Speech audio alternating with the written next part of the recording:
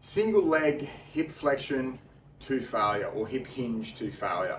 So what we're going to be doing here, we're going to be taking all the extensors through the hip. So that'll be, glutes, hamstrings, even a little bit of lower back, but I really want you just to focus on your glutes to the best of your ability. We're going to be doing one set. We're going to be taking those extensors through all the different ranges of motion to hit all of the tissue, and we're going to go to failure. So we're going to do this on one leg. Think like similar to sort of an RDL. I've obviously got a kettlebell here, which you'll see as I pick it up. You're going to need a little bit of balance, so don't put all your weight on something, just enough to obviously hold your balance. You're going to have a little bit of a bend in the knee. Pick this up here, and now time starts. So what we're going to do is we're just going to slowly, what I like to do is, so this is the full range, so I'm up here, and then this is going to be the bottom range of motion. What I like to do is break this up into probably 3 different sections. So I've got the top, the middle, and the bottom. So I'm just going to go nice and controlled through this sort of top third of the movement. During this top third of the movement, while I'm in here, what I'm also going to be doing is I'm going to be rotating my hips. So I've got internal rotation of this hip now.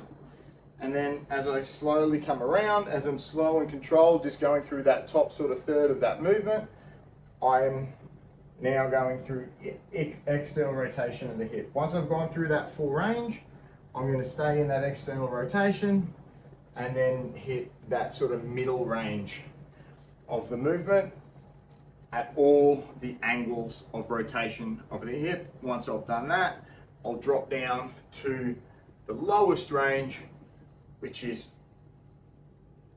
full flexion that I have control over, slow, controlled, not sort of bouncing here, but slow and controlled.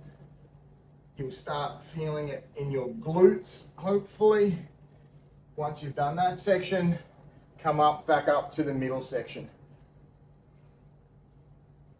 Really thinking about those glutes as you're rotating around. Once you've done that middle section, pop up to that top section, and you're literally going to keep going until you absolutely fail and those tissues just stop working.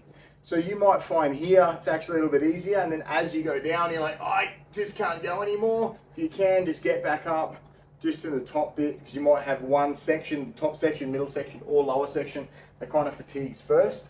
But either way, you're trying to go through, find all the different lines of tissue until you actually fail, in which case let that go.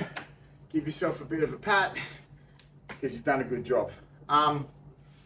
Obviously your program's going to say, but you're probably going to be doing about a minute to failure.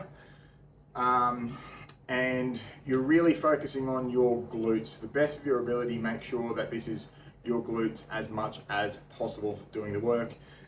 So once again, just to recap, you've got those 3 sections, top, middle, bottom.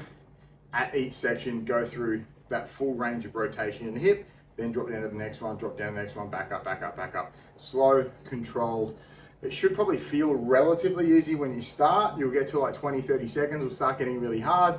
By the time you get to 60 seconds, you've failed. Obviously, if you can go for 90 seconds or 2 minutes, next time just pick a heavier weight. If you could only last 30 seconds, next time get a lighter weight. But enjoy.